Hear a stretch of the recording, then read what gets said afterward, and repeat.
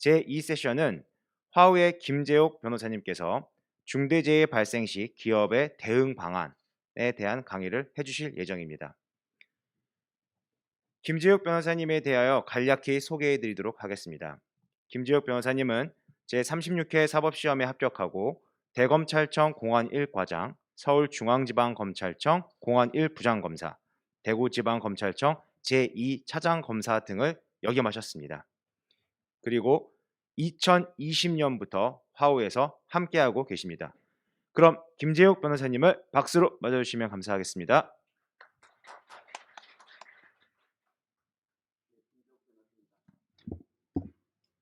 오늘 제가 발표할 내용은 중대재해 발생 시 기업의 대응 방안에 관해서 말씀드리도록 하겠습니다. 중대재해처벌법 제정 경위는 여러분들 잘 아시다시피 기존의 산업재해에 대해서 산업안전보건법으로 대응해 왔습니다.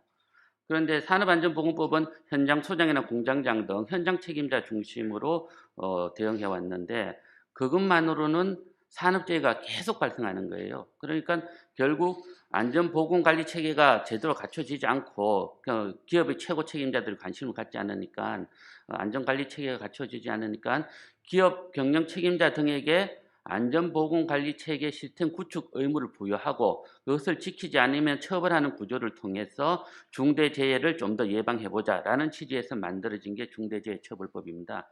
올해 1월 27일 다음 주부터 시행될 예정입니다. 법은 굉장히 간단합니다. 중대재해처벌법은 16개 조항, 시행령은 13개 조항에 불과합니다.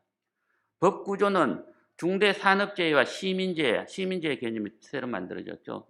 두 가지 형태로 되어 있는데 구조는 똑같습니다.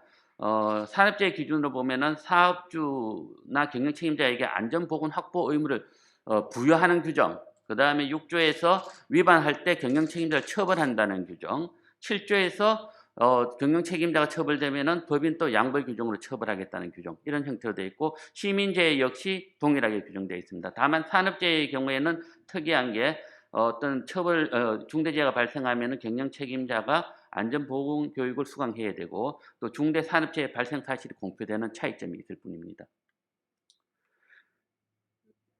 이제 업무상 사고 사망 재해 추이를 보면은 끊임없이 우리가 한 800명 이상 정도 매년 사망해 왔습니다. 하루 사망자를 살펴보면은 2020년에 우리가 882명이 사망해서 하루에 2.41명이 사망했습니다. 그리고 2021년 8월까지 610명이 사망해서 2.5명 정도가 사망했습니다. 그러니까 특히 이 중에 한 절반이 건설업인데 하루에 2.45명이 사망하는 이런 현실이기 때문에 산안법만으로는 부족하다라고 본 게 이제 우리 국회의 판단이었습니다. 그리고 업무상 사고 사망자 비중을 보면 건설업이 가장 많습니다. 아까 2.5명 중에 한 1.3명 정도가 이제 건설업이고요. 그 다음에 제조, 운수, 창고업 순이 되겠습니다. 그리고 재해 유형별로 보면은 건설업에서는 떨어짐 사고가 가장 많고 제조업에서는 끼임 사고가 다수였습니다. 중대재해 사고 사례를 보겠습니다. 이천 물류 창고 화재 사건입니다. A 물류회사가 발주를 했고 감리자가 B였고 시공사가 C였고 D와 E라는 하청업체와 재하청업체가 있었는데 창고시설 건축공사 중에 2020년 4월 화재 사고가 나서 근로자가 38명이나 사망하고 10명이 상해를 입은 사고였습니다. 지금 오늘 우리 주제와도 관련되겠지만은 이런 중대재해가 발생하면은 가장 크게 형사 절차가 진행되고 행정 절차가 진행되고 그다음 민사 절차가 진행되게 됩니다. 먼저 형사 절차와 관련해서 검찰에서도 수사본부를 만들고 노동청에서도 전담조사반을 편성했습니다. 그리고 노동청에서는 당연히 특별감독도 실시했죠. 그 결과 이제 산안법 위반과 업무상 과실치사상으로 시공사 현장 소장 등 8명이 구속 기소되고 발주처 관계자 2명 등이 불구속 기소됐습니다. 그리고 민사 책임 문제도 지금 아직까지 계속 소송이 진행 중인 것으로 확인되었습니다. 그리고 이 사건 판결 재판 과정을 보면은 우리 앞으로도 그렇겠지만은 이런 대형 사고의 경우 인과관계 확정이 어렵습니다. 검찰의 경우에 이 사고에 대해서 B동 창고 지하 창고에서 용접하는 과정에서 불이 났다고 해서 이제 화재 원인을 특정해서 기소를 했는데 실제 법원에서는 그 용접으로 인해서 화재가 발생했다는 증거가 없다는 것으로 판단되어 그 인과관계 부분에서 무죄가 선고되었습니다. 다만 이제 우리가 잘 아시다시피 산안법 규칙 이런 데는 워낙 세세한 규정이 있다 보니까 화재 대피 훈련을 안 했다, 교육을 안 했다, 화재 감시자 배치를 안 했다. 이로 인해서 그 화재가 났을 때 사망 사고와 인과관계가 인정된다. 이런 취지로 해서 유죄가 인정되었습니다. 그리고 특이한 건 이 사건의 경우에는 발주처 관계자도 책임 기소를 했었는데 지하에 있는 기계실 통로를 폐쇄하는데 발주처가 관여했다. 이렇게 보아서 검찰에서 기소를 했지만은 실제 발주처는 시공을 관리하거나 주도하거나 총괄하지 않지 않습니까? 그런 어떤 조치 산안법상 안전보건 조치 의무가 없고 그다음에 어떤 기계실 통로라는 것은 발주처의 그 통로 설계 변경에 당연한 권한에 속한다. 그리고 개별 작업을 구체적으로 지시 감독한 적이 없다 해서 이제 발주처 관계자는 무죄가 선고되었습니다. 그리고 이때만 하더라도 중대재해처벌법이 진행될 때가 아니었거든요. 그러니까 이때는 현장 소장 이런 사람들이 기소가 되었고 이제 대표이사까지는 추급된 것이 아닙니다. 그런데 이제는 만약에 이게 1월 27일 이후로 발생했다면은 이제 대표이사 이제 경영 책임자로 판단되는 사람들이 이제 기소되게 되는 겁니다. 중대재해처벌법은 기본적으로 형사처벌법입니다. 기본적으로 보면은 우리가 형법 강론 보면은 행위 주체, 행위 객체, 뭐 주관적 구성 조건, 객관적 구성 조건 이런 것이 논의됩니다. 먼저 행위 주체는 경영 책임자로 딱 못 박혀 있습니다. 그리고 행위는 안전보건 확보 의무 위반이고 그다음에 우리가 객관적 구성 조건에서 장소는 내가 실질적으로 지배 운영 관리하는 장소 범위 내. 그리고 그 행위 객체는 종사자.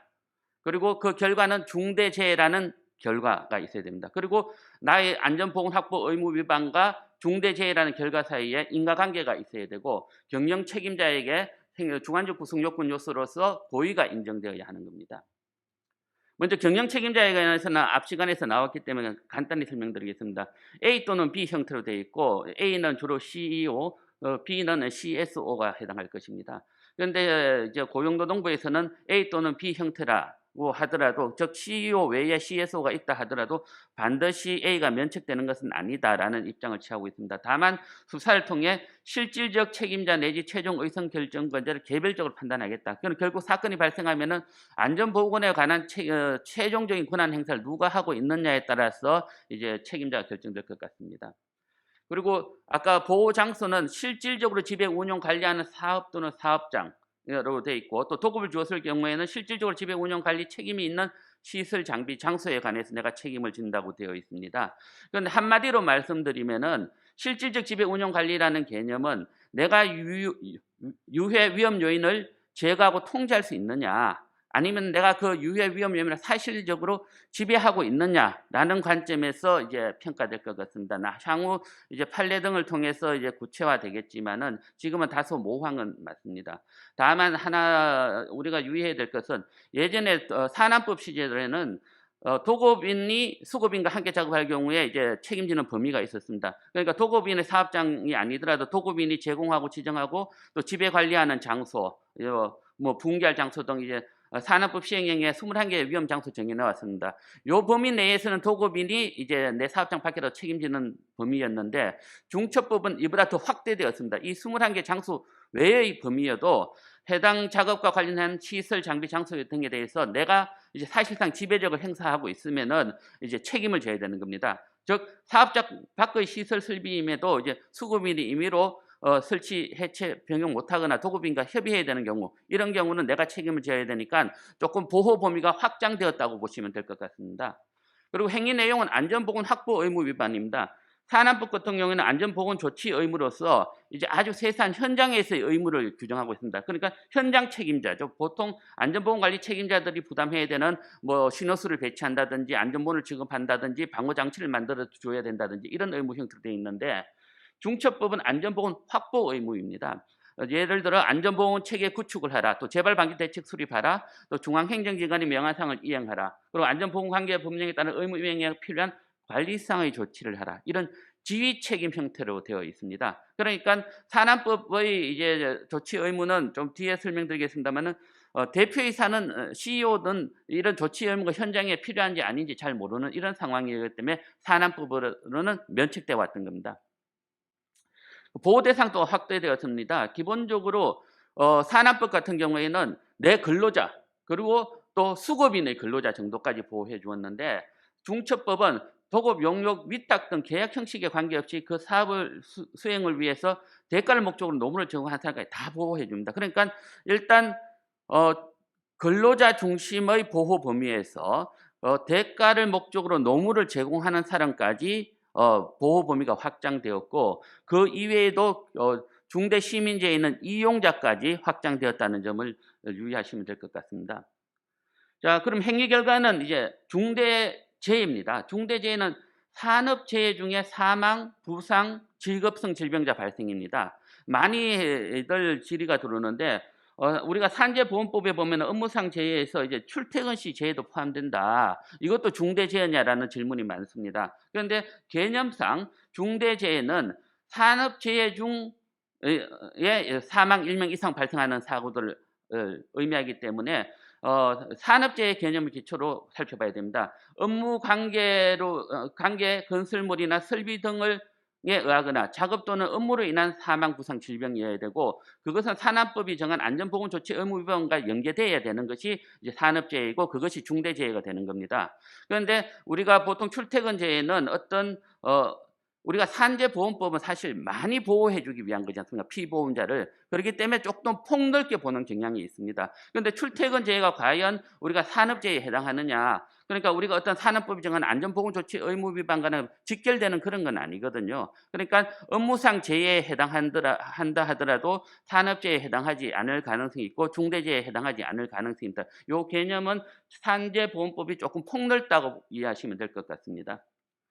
그리고 이제 행위 결과는 사망자 1명 이상인데 부상 당한 뒤에 일정 기간 후에 사망하더라도 직접적 인과관계가 있으면 포함되게 되고 동일 사고로 6개월 이상 치료 부상자 2명 이상이 필요한데 이제 해당 부상과 합병증 등 직접적 치료 기간을 의미하는 것이지 재활 기간은 포함하지 않는다고 합니다. 그리고 동일한 유해 위험 요인으로 직업성 질병자가 1년 이내 3명 이상 발생하게 되는데 가장 흔한 예가 우리가 건설회사 같은 경우는 공사 현장 A, B, C 여러 군데 있을 수 있는데 폭염 경보가 발생했습니다. 그런데도 공사를 계속 강행해서 여러 사업장에서 열사병 환자가 발생했다. 이러면은 동일한 유해 위험 요인으로 직업성 질병이 발생한 것이 되는 겁니다. 자, 형사 구속요건과 가장 주요한 이제 핵심 쟁점은 보면은 산안법 시대에는 산업재해가 발생한다고 해서 다 책임지는 게 아니었습니다. 그 안전관리자, 공장장이나 현장 소장 등이 안전조치를 취하지 않은 채 위험 작업을 지시하거나 그 취해지지 않은 것을 알면서도 작업하고 있는 것을 그대로 알면서도 방치하는 경우, 즉 고의가 있어야만이 산안법상의 책임을 지었습니다. 따라서 이제 현장 소장이나 공장장은 현장 작업 내용을 이해하고 있기 때문에 고의가 충분히 인정되었지만은 서울에 계시는 대표이사 등 경영 책임자는 현장 상황에 대한 인식이 없었기 때문에 고의가 부정되었습니다. 그러니까 산안법 시절에는 당연히 대표이사 등은 고의가 부정되어서 면책되어 온 것이 관행이었고 이것이 결국에는 중대재해처벌법을 만들게 되는 계기가 되었습니다. 그리고 고의범 형식에 보면은 지금 이게 고의범이냐 과실범이냐 논란도 있습니다. 보통 노동계에서 이거 과실범으로 보자는 경향이 많습니다. 안전보건 확보 의무를 내가 과실로 위반해도 책임을 지우자.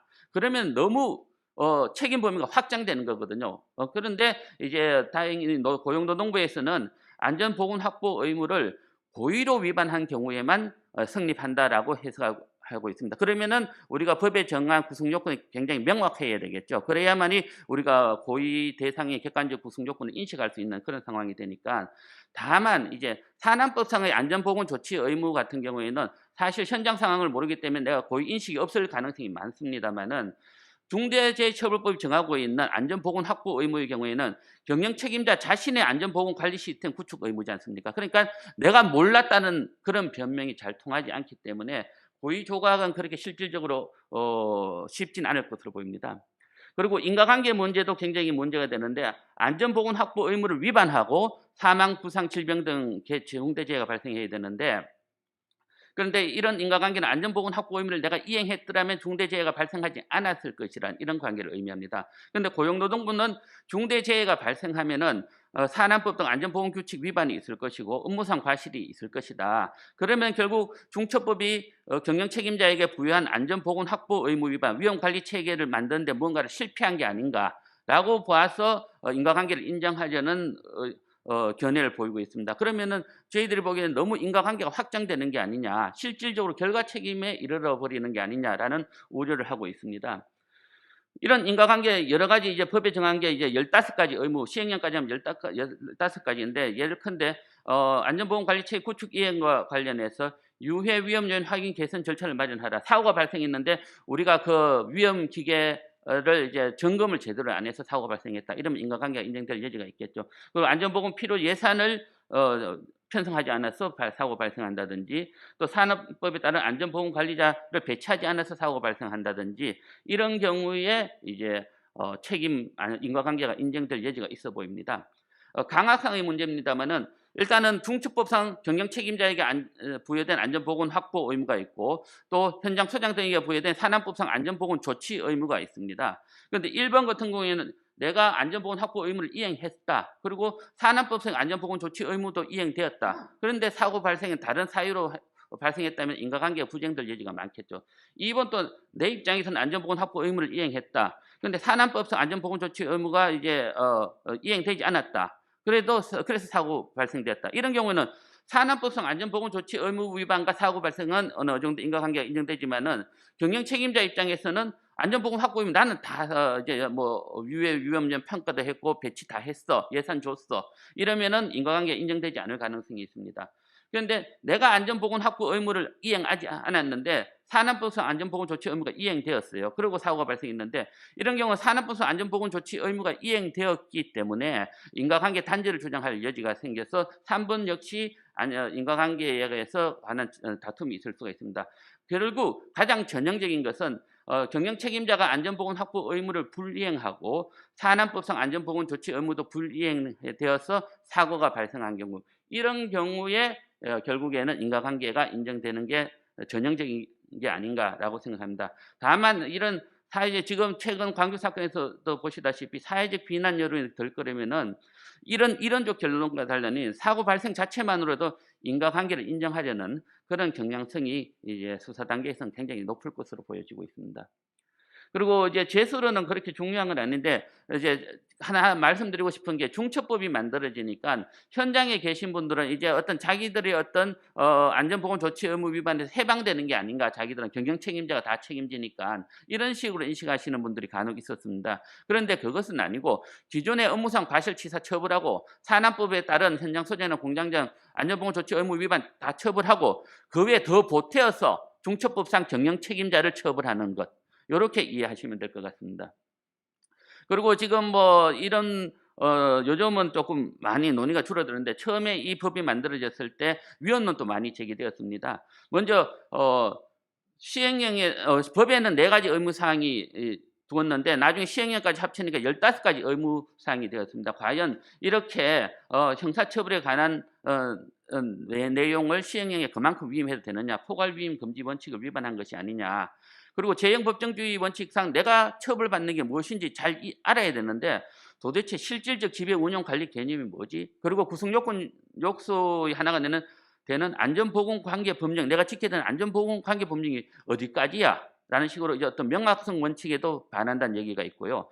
그리고 지금까지는 이제 산안법 위반 사망사고에는 7년 이하의 징역이었고 업무상 과실치사는 5년 이하의 금고였습니다. 그런데 갑자기 같은 사고에 대해서 중처법 하나 만들었다고 해서 경영 책임자에게 1년 이상의 징역, 1년 이상의 징역을 처하는 게 너무 갑자기 띈 거 아니냐. 이게 과연 과잉금지 원칙에 위배되는 것이 아니냐 하는 이런 논란이 있을 수 있습니다.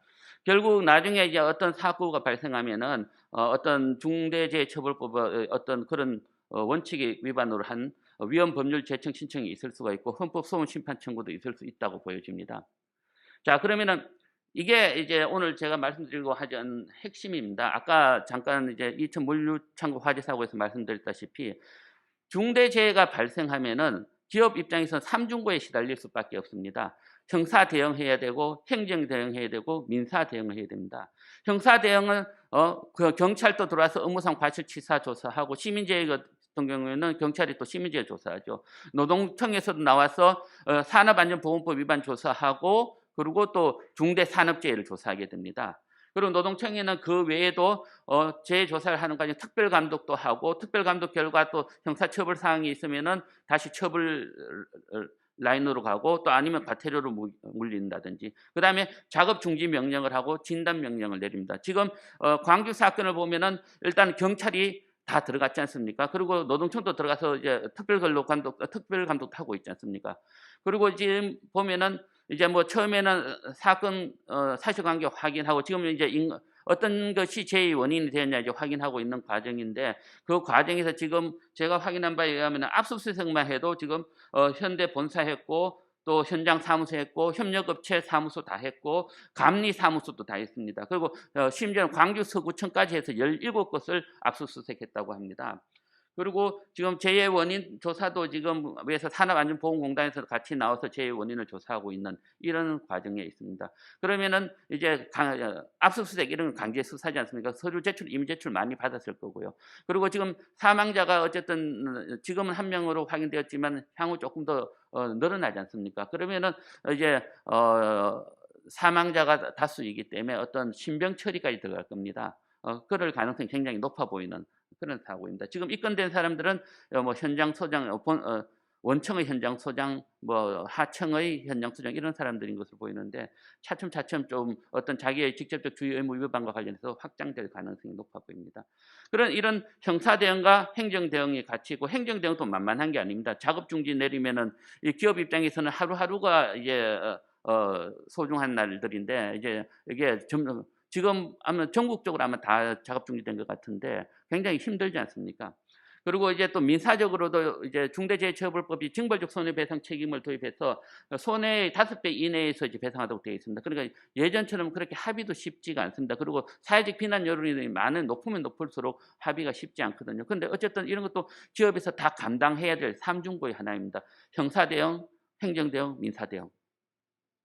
이제 수사 기관은 말씀드렸다시피 산안법 위반은 근로감독관, 업과사는 경찰이었습니다. 그런데 중처법은 이제 산업재해 부분은 이제 근로감독관이 하게 되고 시민재해 부분은 경찰이 하게 됩니다. 그런데 그 검찰 같은 경우에는 이것을 1차 수사를 직접 처음부터 담당하지는 않고 다만 이제 근로감독관의 경찰이 수사한 것을 송치해 오면은 송치받아서 보안 수사에서 기소 여부를 결정하게 되는 이런 형태로 되어 있습니다. 다만 화재, 붕괴, 폭발, 교통사고 등 대형 참사 사건에 해당한다고 판단되면은 검찰이 직접 수사를 개시할 가능성도 있습니다. 지금은 다만 광주지검에 이제 수사본부가 차려져서 어떤 협력 조정하는 단계이지 뭐 직접 수사를 하는 것은 아닌 것으로 확인되었습니다.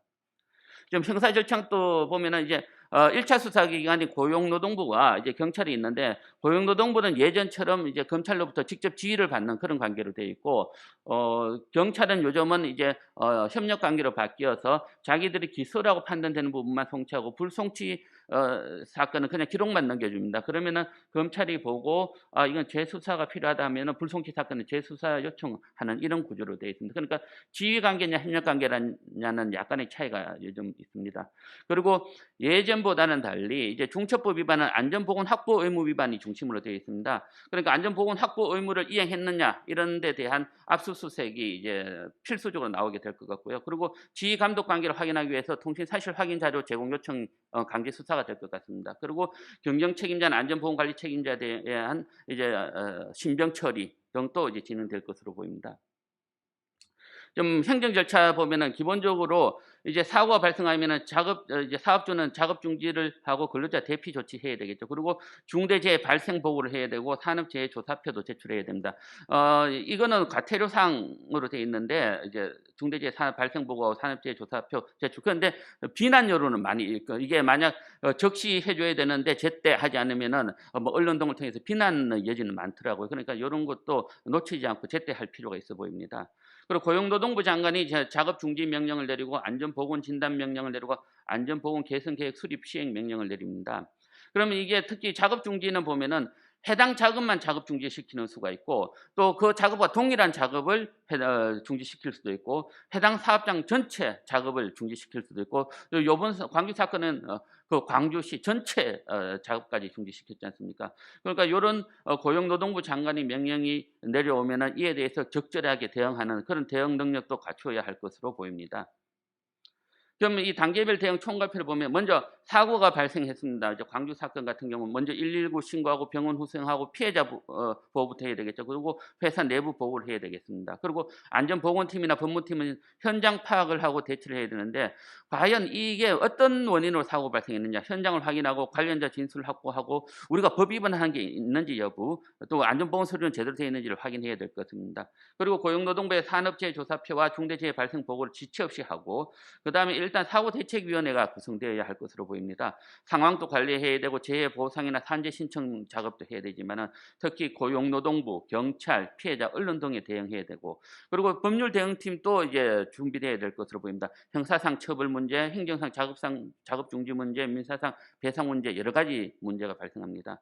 그리고 수사 절차가 진행되면 수사 대응 자료로 준비돼야 되겠죠. 이제 현장 사진이나 재해 원인, 목격자 사고 작업 설명 자료도 이제 준비해야 할 것이고 그리고 안전보건 확보 의무를 가장 중요한 안전보건 확보 의무를 이행했다는 것을 입증해야 될 것입니다. 그리고 수사 단계별로 이제 요즘은 이제 강제 수사가 진행될 여지가 많기 때문에 이제 강제 수사에 대해도 대비해야 됩니다. 그리고 행정 절차도 작업 중지, 안전보건 진단 명령, 개선 계획 수립 시행 명령 등 또 대응해야 되는데 대응해야 되고 그리고 재판 절차에서도 좀 기업 입장에서는 힘들겠지만은 최근 양형 기준이 굉장히 강화되어서 엄벌주의화 경향이 있다는 것도 유의해야 할 것으로 보입니다. 결국 지금까지 설명드린 바와 같이 형벌 주체가 경영 책임자, 현장 소장 외에 경영 책임자로까지 확장되었고 보호 대상도 근로자 외에 종사자로 확장되었고 보호 장소도 실질적 지배 운영 관리 개념을 통해서 많이 확장되었습니다. 그리고 책임도 형사 책임도 엄청 많이 강화되었고 징벌적 배상 책임도 도입되었고 현실적으로 다음 주부터 시행되게 됩니다. 그러니까 기업 입장에서는 준비를 하지 않을 수가 없는 상황입니다. 지금 중대재해처벌법 적용 결과 보시면은 당연히 형사 책임이 예전에 7년 이하 징역하던 것이 1년 이상 징역으로 된 거고 법인 기관에서도 10억 원 이하 벌금하던 것이 뭐 50억 원 이하 벌금을 바뀐다든지 굉장히 강화되었고 손배 책임도 손해액의 5배 이내 배상 징벌적 배상 책임을 지게 되니까 굉장히 강화되었습니다.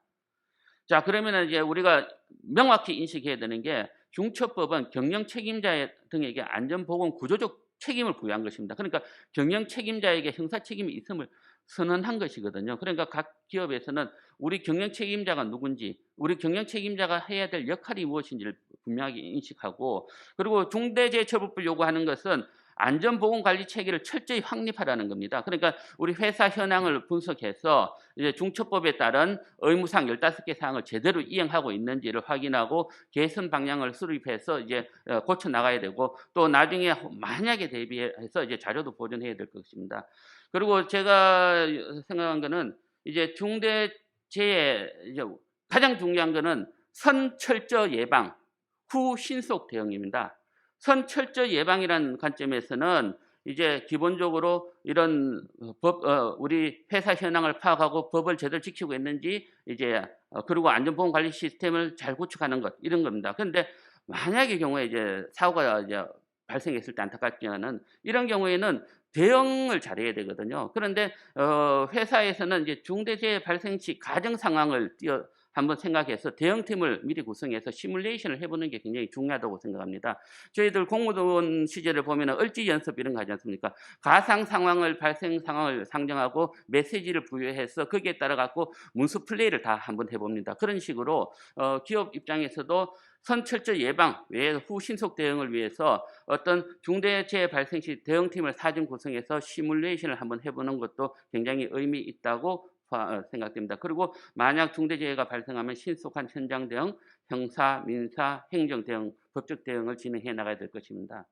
저희 화우의 경우에는 지금 중대재해 TF를 구성해서 지금까지 선철저 예방 관점에서 한 50개 기업에 대해서 이제 컨설팅을 해드렸습니다. 안전보건 관리 시스템 구축에 관해서. 그리고 이제 후 신속 대응과 관련해서 중대재해 비상대응팀을 구성했습니다. 결국 검찰, 법원, 그리고 경찰, 그리고 고용노동부 산업안전공단의 각 분야 부처의 어떤 전문가들을 전문가들로 구성한 어떤 비상 대응팀을 만들어서 이제 대응 능력을 제고시키고 있습니다.